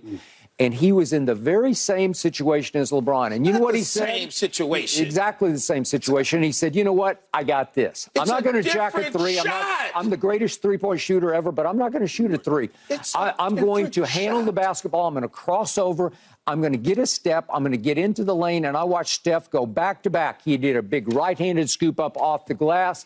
There was a big controversy about was it goaltended or not because hands are flying. Draymond got his hand up on the rim. It's a different shot. Fell for the victory at Oklahoma City. Oklahoma City's pretty good right now. Then at Denver, you got another chance. You got a chance because Jokic was just gagging. He missed 2 free throws and had a huge late turnover. And what did Steph say? I got this. And he goes, do, crossover. lefty, had a lefty scoop shot at the rim and You're missed talking it. about a little quick guard with a got crazy ball handles opposed to a powerful dude that doesn't dribble the ball nearly as fluid. Greatest driver of the basketball I have ever seen is LeBron Not James. when they closing down on you. All you have to do is cross over at the free throw line and keep How on am I going. going to cross over at the free throw line when I get the ball at the top? Jimmy Butler is already to my left to start with. What you want me to do? You can power by him. He's not big and strong enough. He's to keep you from the pushing rim. me to Bam. No, he's not. What are you just talking cross about? him over and go left. You LeBron's can't- much better driving left. I cannot cross somebody Much over better. if He I'm loves already to go to the left. right with He's the dude much right stronger there. Going left. Power it down the lane, and guess what? Who's left not at the talking to rim? you. Bam. Guess what? You're bigger than Power Bam to is. it. You're bigger than Bam. LeBron is bigger. You just try to dunk it on him if you You have to. cannot dunk it on him when a dude is on his back and Bam is right there. You're so far away from the damn rim, Skip. Get to the free throw line. All you Never need is mind. 1 Never point. mind, You need man. 1 point. 1 point. Okay, but Keyshawn Okay, gives mess him with you. 0% But Keyshawn, mess play. with you, man. But do you Zero think I don't know what play. you're watching. I really don't know what you're looking at, Skip. 0%. That's a I good just point. detailed it for you. Yeah, I can give you 0% because at Cam home, Reddish, you like at that home, his decision? stat line average is all the same. Do you and they like 3-0. On the road, his stat lines is all the same. No, They're it's 0-5. Yeah, it He's is. 6 of 23 from three on the road. Point per game, he's 24 on the way, 25 at home. Rebounds, 8 across the board on the road and at home. Assists slightly higher at home, 7 to 5. Field goal percentage, 54 to 57 is the same. 3-0, 0-5, Skip. Come on now. 4 turnovers a game on the You road. just have an issue. road. No, you just I have don't an have issue any with issue. King James. No, I'm the only learning one who slowly. speaks honestly. No, you Keyshawn, don't. you gave him 0%. Are you kidding me? Zero. He's out there The with a best player on the depleted team, man. He's the best player. Never mind. In basketball, one player can have far more impact. I'm going to leave it alone. Yeah. I'm going to leave it alone. Well, I'm sorry. Can I just though? Because LeBron, do you think that LeBron ever has a concern when he's going to the basket, maybe down one, that if he get fouled going to the line, you think he ever has that concern as champion? Yes. Michael Irvin. I'm asking. No, I'm asking. No. Okay. Yes. No. Have you ever had a concern of Not running at a all. slant in the red zone? Not at all. No. No, but and you're a champion. Come on, man. But slants is Different. what I did. And going to the free throw line, he's been doing it his entire damn career. And he ain't great at it. But you getting ready to tell me that he has a Ben Simmons issue? Is that what you getting ready to tell me? That he's scared to shoot free throws? I didn't have a period. Late? I had a question. The man complained, as you said, Skip, about being fouled late and wasn't called. So if Not that's late. the case, Not late. why is he doing that if he don't want to go to the damn free throw line? Okay, You guys sound crazy. we sound right. I just asked you a question. Yeah, I'm getting upset at you, though, Michael, I just asked you a because question. you're asking me a question, but the question that you're asking me, you know better than. You know better. What do You know mean? better. You know, boy, you almost made me cuss. You know damn well. We better stop this. You know damn well he ain't afraid to go to the free throw line. Hold that thought. do you think about Do it? not express that thought because we're staying in the NBA next because we're talking Ice Trae. Trae Young had 41 last night in Mexico City. Keyshawn's not going to like this question. Underrated or overrated is Trae Young? Somebody bring Keith some cool water. Yeah. Bring him some cool down.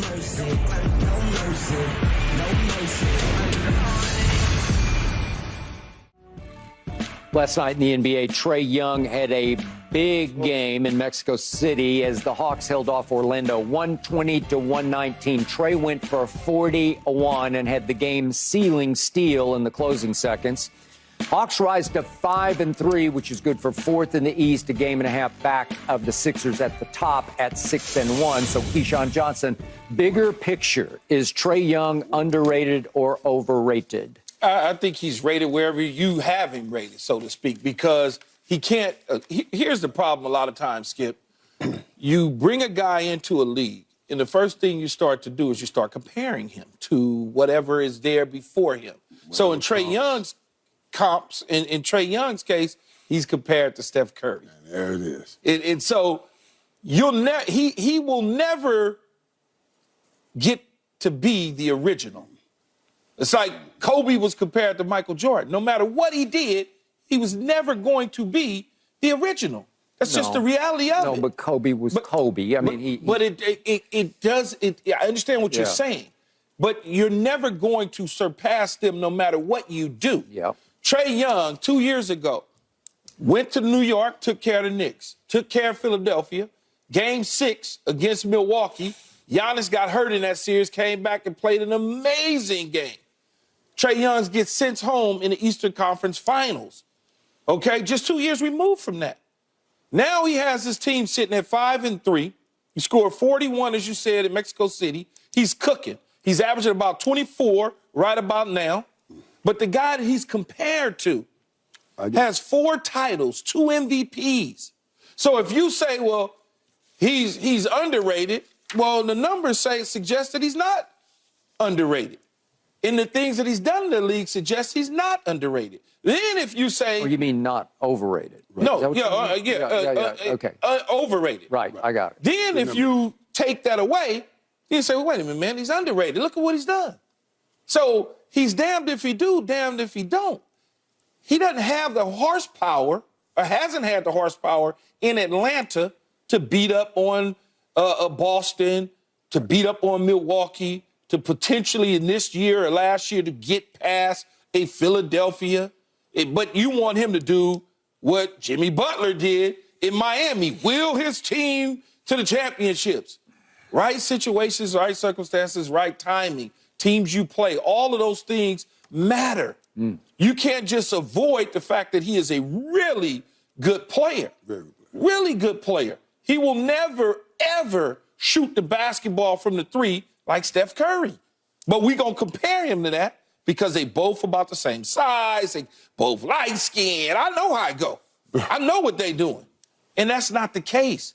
He is an all-star basketball player with the right pieces around him, may be able to get a championship one day. When I look at it, it's interesting you bring up Steph, because Steph is, it's a different breed, and I think people go looking for a Steph. Yes. When I see Trae, and I was the dude, I've seen Trae play. I was in New York when he did that New York Knicks game, that shiver game that he was killing everybody. I was sitting right there on the floor watching that game. I mean, this dude's an incredible scorer. When I see him, I say he must score. From the point guard position, he must score. Steph Curry can score at any time. But Steph Curry can also, and you brought him up, you mentioned him as a comp, Steph Curry can also not score and you can still win a game. He can just feed and from a point guard position. That's what makes him such a vicious scorer, because he doesn't have to just score. He can crank up a whole offense just feeding that ball. I don't know if Trae can win games that way, just feeding and not scoring. You know what I mean? Trae has to score, and then he's a smaller guy. I like Trae Young. I was so happy that they made the trade and gave us Luka, and they took Trae. You know what I mean? That's how we get Luka in Dallas and Trae to Atlanta. Now, I wouldn't make that trade if I was Atlanta, but they didn't know much about Luka, and Nani was studying all the while. You see what I mean? Yep. But even Luka plays. Luka he can get people involved. I think even more than Trae does, to be honest with you. But I like Trae as a player. I won't say he's so let me ask you this, though, Michael. Underrated. Let me ask you this, though, in all honesty, though. What's the difference between Luka's success at Dallas and Trae's success in Atlanta? What do you mean, what's the difference? Yeah, what's the difference? Because they both done the same. They neither one of them won a championship. One took his to the Western Conference Final, one took it to the East Conference Final. So when you start talking about swapping and trading, Atlanta got that out of him, and Dallas got that out of Luka. Are you saying Trae's what's the difference? What are you saying? What I'm saying is, what's the difference? They got the... Luka is way better than Trae. That's the He's bigger. difference. I can get some defense out of Luka. I can get some real defense out of Luka on some people. What are we saying? You got some defense out of Luka? I'm saying I can't. He's a bigger dude. You got some defense out of Luka? I said he's a bigger dude. He's a bigger dude. I can get you something said out of him. defense. You didn't say big. I said I can because I got a bigger dude. But you have a bigger dude. All I'm saying, Skip, though, when you start screaming and yelling about he's bigger, he's this, he's that, they both been to the conference finals. Yeah. I got it. What? Allow me to say that I, for one, never, ever compared Trae to Steph. I never, ever did that. Oh, stop it. You trying to say that wasn't his comps? Yeah, because I watched him very closely at Oklahoma because I'm an Oklahoma fan. I watched every dribble at Oklahoma, and I'm like, we're looking at what now you're calling Bryce Young syndrome. He is so small. He's listed at 6'1". I don't even think he's 6 feet tall. He's listed at he's taller than what you think, No, Skip. no, he's not. No, Skip. The reason I say this, though, is because I ran into him, and I thought the same thing you thought, and once I saw him eye to eye, I'm like, oh, he's taller than what I thought. Okay, so he's 6 feet something, 6 feet and a half inch. He weighs. He's listed at 164. I'll give him that because he is short by NBA standards, and he's slight by NBA standards. And he's cooking. He is slender. They call him Ice Trae. I sometimes call him Mice Trae because he's so small that he is a defensive liability because he just can't guard anybody. He can steal the ball occasionally, as he did, way to go, Trae, to end the game last night. But the problem is that since he entered this league, even though his greatest strength is passing the basketball, he is the highest turnover player in the league. He's been in 5+ years now. He leads all players in turnovers by 28. He has 28 more turnovers than Russell Westbrook does. That's unacceptable because it's hard to overcome that, especially when you are a high-volume three-point shooter who, by the way, is the third worst in three-point shooting percentage in the league since you entered the league. Third worst to Jordan Clarkson and Luka. Luka's high volume, low make. He's getting a little better. Trae's gotten a little better here and there, but he's still at 35%. And when you take that many, it's just hard to overcome it when you're turning the ball over at the highest rate in the league. In Atlanta, they needed a sideshow. So he fits in Atlanta maybe better than, you could argue, than Luka would have fit in Atlanta. He's fun to watch because he can give you a 49 occasionally, but when push comes to shove, you talked about that Philly series when they won in 7 games. It was the Ben Simmons game. It was Game 7. Ben Simmons actually guarded Trae the whole game, and Trae that game shot 5 of 23 and 2 of 11 Ben Simmons is 6'11", man. Thank you. That's what he does. Come on now. Okay, 5 of 23. And then the 2 years ago, I watched the Heat annihilate little Mice Trae because he shot 32% in 5 games. He shot 32% from the floor and 18% from 3 because they just took him out. And last year against the Celtics in 6 games, he shot 33% from 3. You can take him out. He's just too small. He can't shoot over people. And again, it's your problem with Bryce Young is my problem with Trae Young. Young and Young. They both got issues. They got size and strength issues that restrict them from being great at their positions. I think Bryce Young will ultimately be better than Trae Young. That's just me. Because I think he can do more. So what you're saying is, Skip, is he underrated or overrated? I just gave you. He's by your standards, he's overrated. If you're comparing him to Steph Curry, he's way overrated.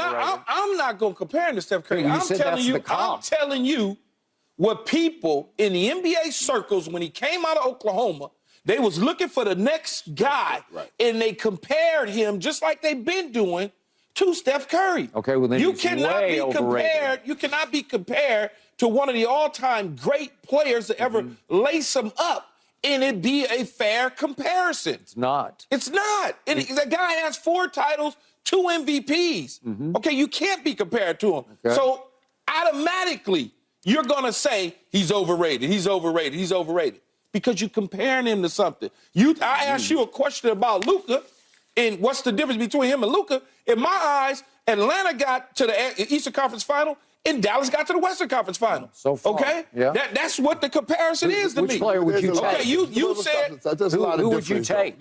Would you take Luka or Trae right now? Right. I would take Luka, me personally. Thank you. I would take Luka because then I would move him to LA. Play for the Lakers. That's why. Okay. But you're taking Luka also because he gives you more viability on defense. I can have Luka play from the 1 to the 4. I just won't put him at the 5. I have him play defense from the 1 to the 4. 6 feet 7 inches. 1 to the 4. You cannot do that with Trae. I understand what y'all saying. All I'm saying is both teams and organizations, they didn't get nothing out the trade They both went to the West. One went to the West and one went to the East. So if far. you told me Dallas won it or Atlanta won it, then it's a different conversation. But so far, they the same, man.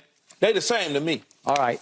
Up next, we talk about somebody who is not the same because we welcome in the GOAT. The GOAT, Lil Wayne, joins us next to debate 49ers, Lakers, and Cowboys. Don't miss. It's already the Wayne time? Yeah. Already? I'm slipping. Come on, yeah, yeah. Won't back down, won't back down. By the way, if any man on earth needs no introduction, it's the man to my right. He joins us once again, as always, on Friday. This is Wayne's World, and we're all just lucky to be living in it. Welcome. How y'all doing? Go Pack Go, I'm right? happy to be here. Yeah. Honored to be here. Yeah, all right. And we love having you, Man, I man. love we being do. here. We love having you. Go Pack Go.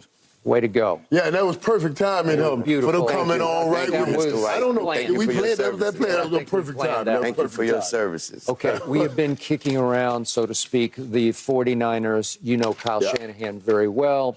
In fact, I believe he named his son after you. He did. That's how well you know him. They have lost 3 straight games. They are coming off their bye. They are going all the way across the country to play at Jacksonville, where they are favored by 3 points. Gut feeling, do they get back on track this Sunday at Jacksonville? Skip, man, I want to say yes so bad, but Trent not playing. He is. I doubt he's going to play. He practiced limited, but they're saying his ankle is worse than they thought. I was also going to say about just the way they've been playing and the defense and all that. Yeah. And also Jacksonville. I feel like Jacksonville is at that point where we had Detroit at earlier. And we was like, they ain't beating until they win and beat somebody. Now we respect them. I think Jacksonville right there, too. I agree. They feel, and especially they underdogs in this game. And they're on a 5-game winning streak. 5 in a row. 5 games. And they're also coming off their bye. You know, and that's what I'm saying. I'm thinking it may mean more to Jacksonville. You know what I mean? So Okay, it's like head over heart, but your head is saying Jacksonville. Yeah. See, the desperation to not lose 4 in a row. Right, it plays here. It plays in this situation. In Jacksonville, you're right, Wayne, is sort of like Detroit was. But the difference is Jacksonville made the playoffs. Detroit hadn't made the playoffs. So Jacksonville, you could clearly see that they were going to be something to be reckoned with in their division in the league this year. Where Detroit, you're like, okay, let's see what happens. San Francisco's getting Deebo Samuels back. Trent Williams, whether he plays or not, you're still getting a physical piece of what you're doing. Now you talk about the defensive side of the ball. Bringing Steve Wilkes down to the sidelines, in my opinion, helps a lot. Because when I was a player, I always wanted to be able to communicate with the offensive coordinator. I hated the offensive coordinator upstairs. Because when it go wrong, Michael, you know, we want to, let's sit down, let's go over. Here, come on, offensive group, let's get together, let's figure this out. Picking up the phone and looking upstairs is a little bit different. You know, I'm trying to explain to the assistant coach to go explain to him exactly what I'm trying to get done on the field. It is different. I was told about that situation because it just happened. I want to say it just happened to another team recently, last week. Either college or something like that. Pittsburgh. Yeah, brought the coordinator. Yeah, and they got to stay. There was like there's a saying about that. And it was like, when your coordinator got to come from up to come down, or either got to go down to go up, is a problem. No, it is. But here's the real problem. It is a real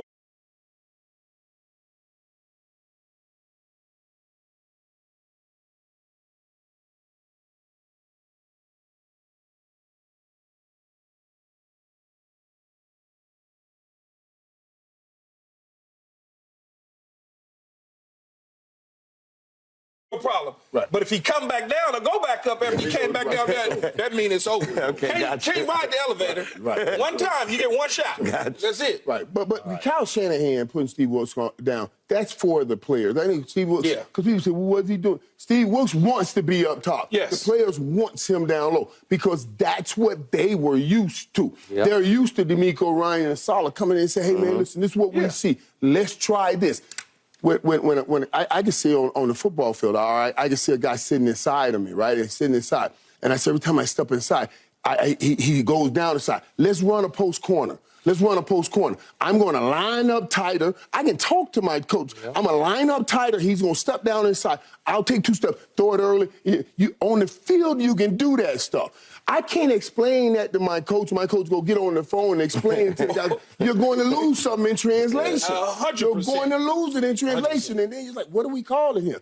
And that's so important on the field. And when you have somebody up in the box, there's a number of coaches upstairs. Yeah. He's trying to communicate with them, trying to communicate on the sideline. When they're on the sideline, they're talking to the players. And the coaches upstairs is giving him down and distance, formations, what they're anticipating them doing. So now it's easier for him to call the defense. He just prefers to be upstairs because he likes everything to be calm. Because on the sidelines, it can be a little hectic. Plus, you can see so much more upstairs. Right. No, you can. You can. They get to 22, all 22, they see everything. And think about this now. It's how coaches watch film. They watch film from up high. You know what I mean? When you're studying all 22, it's from up high. So they like to be up high. They even call a game because that's how they watch film. Okay, you've got San Francisco and you've got San Francisco. I got San Francisco on desperation. They got to win this game because they got to get back in. And they have to have made that same bye week, the demarcation, things got to be different from here on. And they got to stay in front of the Cowboys. You had to bring them up. But there's another. But Thank you. They for do that. have to face the Jaguars, though. They have to. And the Jags. It's like we right. I know the desperation. Right. The Jags are a good team. They're 12-3 over the last 15 games. 12-3. Which is why I am with this man. I'm picking Jacksonville, but I will disqualify myself. I'm probably picking hard overhead because I'm trying to further disqualify NFC, 42-10 San Francisco over Dallas. Ever since then, when I think they played their Super Bowl, they've been pretty much a disaster on the defensive side. This is a panic move to bring Steve Wilkes down to where he does not want to be because he is on the hottest seat in that franchise right now.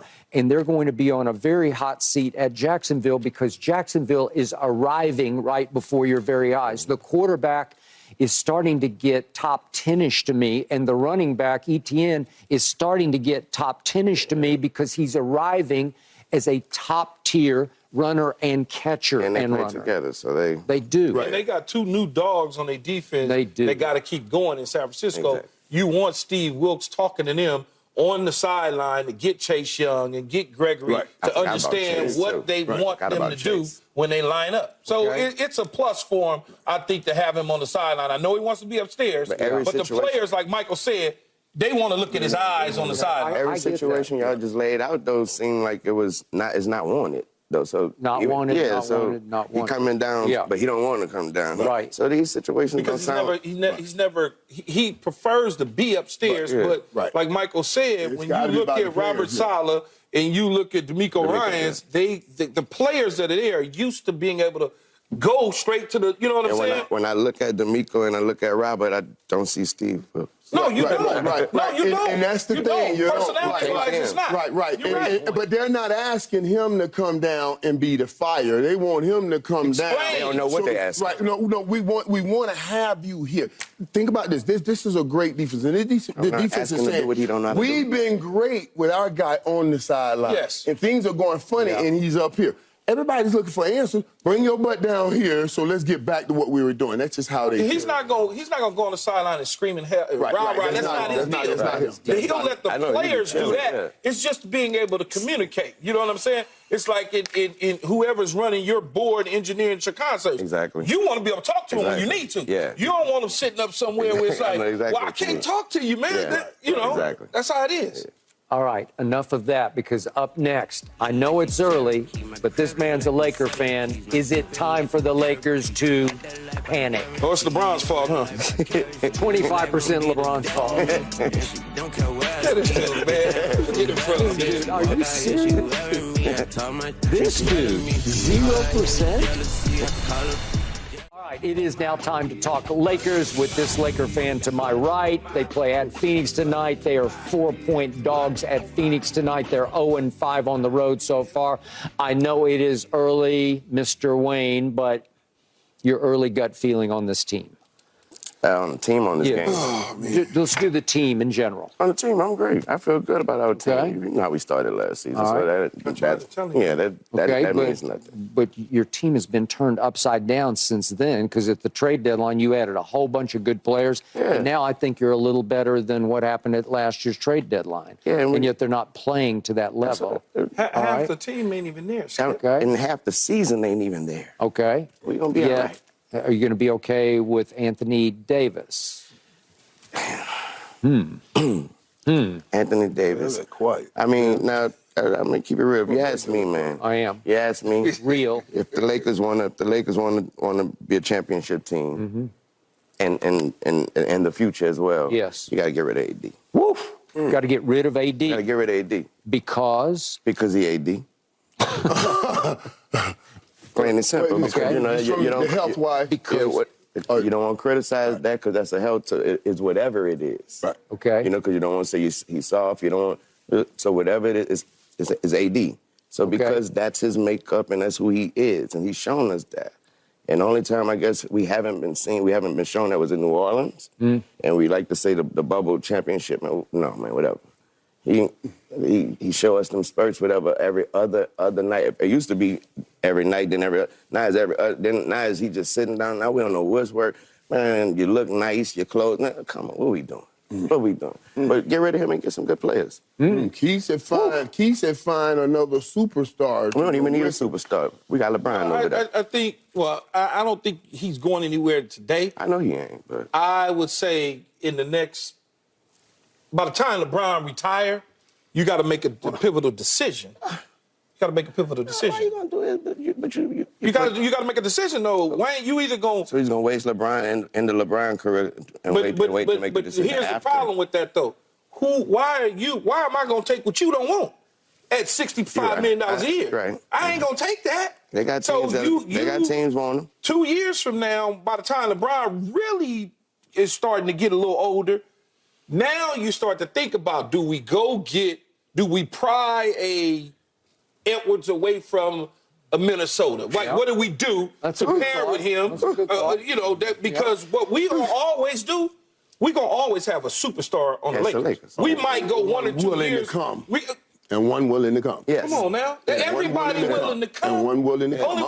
I'm agreeing with you. Only ones that's probably not willing to come right now is those Giannis's of the world, because they just different. Like, they just a different mentality. You know what I'm saying? He come from overseas, a different mentality. But when you start thinking about other players in the future, there's Joel Embiid, and there's Anthony Edwards and on top of that, I hate to bring Clutch and Rich Paul into the situation, but they always doing this with the chess pieces and moving things around. Who running Clutch? Rich Paul. No. Well, LeBron, but Rich Paul's relationship with the Lakers, his roster is so deep in the NBA that it's like, what was my guy's name? It was Michael's guy for all those years. Michael's agent. I can't think. I'll get it. Yeah, but just like him, he had all this, so he's able to move. David Falk, he's able to move chess pieces and move things around. So I wouldn't be shocked if we look up 2 years from now and AD is on the move and somebody else is powerful, or if AD stays. Let me get mine. Thank you. I appreciate it. I know it's the best way you could tell me I was right. When I gave LeBron 10% because he chose AD too. Blame. When I gave him 10%, that's the best. But you just gave it to me. I want your thing. But I'm just saying. Our goal was to get a championship. But see, when you're trying to prove a point and not trying to disprove mine, then you prove mine, I give you love. That's right. I didn't prove anything, Michael. That's what he just said. We're talking about 6-0. I mean, 0-5 on the road. 0-5 on the road. You just said Rich Paul LeBron going to bring you another star. Oh, yeah, that's coming. Okay, then. I gave him 10% for bringing you AD. But you said that ain't true. But why is that a bring you problem, another though? You see what I'm saying? That's all I'm saying. Probably now. Keyshawn, you're not listening to this man to my right. He's saying get rid of AD now. Now, that's what I was saying. I was about to say, wake me up in 2 years. You wake me up in 2 years. Why should You said 2 years. Wake me up in 2 years.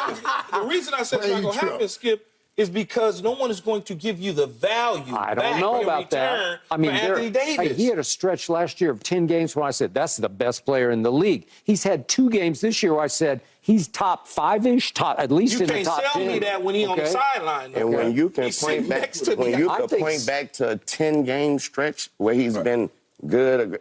You ain't good or great. Then. Yeah, to your I got 10 games. Minnesota wins, got Rudy Gobert, and I'm like, what are you doing? Everything I do. Okay, I know, but they're capable. There's always one. It only takes one thing. The bad things, the little 10 things I messed up on. Yeah, I ain't ready to get rid of him yet. No, I ain't ready to get rid of him yet. Yeah, but you're as down on him as he is. I'm down on him every time. I know. You like how he dressed? Man, it's not about look. No, that's not because he ain't doing nothing else. I want to see him in street clothes. I want to see him in a uniform. But he's not giving you that. I will break my hand at times. I'm about to come out with a clothing line just so you could just start sponsoring. But I don't want to get at him like that because I know he already feels bad that every time you look up, there's something. There's always something. The other day when he gets I couldn't, the hip, here we go. Okay. Early in the year. I get it. Michael and I just had this conversation in the break leading up to this, and he's saying, what's wrong with him? What's missing? It's his mindset. He's a follower, not a leader. I don't know about that, but I'm just saying. Well, but his mindset. His motor doesn't run hot every night. It just doesn't run. But I ain't worried about the 0-5 as we start this conversation, Skip. Yeah. Because the 1-2 seed last year, they was under 500 on the road. The 4th seed under 500, and the 6th seed under 500. The Nuggets was 19-22. The Grizzlies 16-25. I got it. The Suns 17-24. But Rob Pelinka turned your team upside down at the trade deadline. I understand that. It was really good what he did. And we might do it again. You might. So Lord help me. All right, up next, we got to talk about the Cowboys one last time because they are favored by 17.5 points. Is that the biggest? Will they cover? They was favored by 13, I think, against Arizona. How did that go? Is that the biggest spread this weekend? Come on, Willie Gary. What you talking about, man? What you think? Now it's time to talk Cowboys one last time because they're favored by 17.5 points. Wayne, do they cover that spread? Skip, I think they do. I believe they do. Okay, they got Danny DeVito. Or no, wait. Some DeVito. No, of course they're going to cover it. If the Cowboys don't cover the spread and then some against a Giant team that we don't even know who the starting quarterback is, really. Like, come on, man, Michael. If y'all come back here on Monday talking about we won and it was a walk-off field goal, we won by 6 or something like that, You know how they are. Like that. Don't do that. You know you can't win for losing with these folks. Y'all was favored in Arizona on the road. Were we? By 13, I think it was. I say they cover 31-10 to be the score of this game because the defense has to show up and do some things, and the offense need to get back up in the 30s. So 31-10 be the score. What if they took that same recipe that Arizona did and just run the ball down your throat with Saquon Barkley? And I think that's what they're going to try to do. That's what they're going to try to do, and Dallas has to make sure. What if y'all lose? Then what? What if y'all lose? There's no if. We will not lose this game. And I know it happens. I knew the answer to it. You told if me y'all that lose, against Arizona, y'all if they wouldn't lose, they still find a way to say it's a victory. I don't think we even picked it. Nobody cared. No, you told me y'all wouldn't lose against Arizona. Did you ask me if we were going to lose? You told me you wouldn't lose against Philly. Y'all acrobatic. That's what y'all told me. Flip the L's into W's. Michael Irvin told me y'all wouldn't. Mike sitting there with me last week. He told me they weren't going to lose against Philly. And he's sitting there biting his nail. Studying up.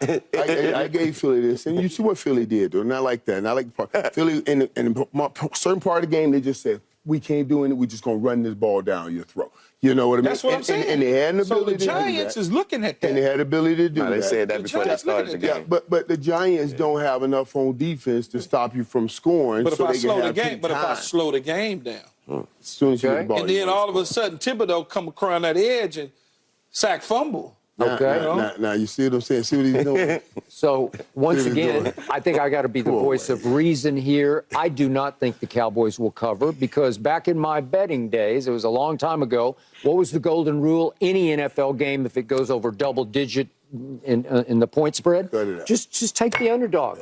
It's a division rivalry. They got pride. They still got some players. I know we beat them 40-0, but we know we beat them 40-0 with their quarterback on opening night up there. So this is the one where it's hard to pick yourself back up off the mat after Philadelphia. I think you just admitted. I think you just admitted you was once a bookie. Is that what I heard? I was a veteran. I was a veteran. The one thing, though, Skip, they got to get everybody ready. That's why 14. they got to be ready. They got to get the rest of them. That is it for Undisputed. Thanks to Lil Wayne here. We are back Monday at 9:30 Eastern. I'll see you Sunday, can't Michael. Wait. And we will have that W. Don't sweat. Great win.